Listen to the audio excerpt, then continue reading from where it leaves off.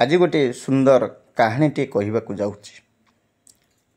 अहंकार और अहमिका अभिमान उपरे गोटे अजगर को निजर आकार और पराक्रमर बहुत अभिमान थिला। से भावुला जे जहाको भी से निज अख्तियार रे बांधी पारिबो ताकू निशेष कर सारिबा परे ही छाड़िबो।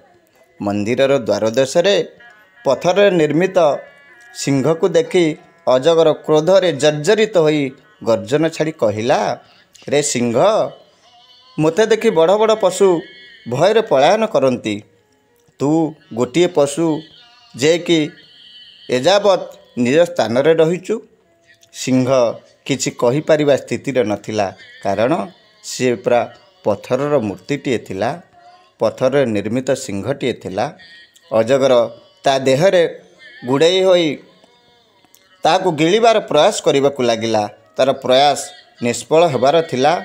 ताही हेला से जेते क्रोधरे सिंह को आक्रमण करुथाए, से निजे क्षत विक्षत लहुलुआण होउथाए।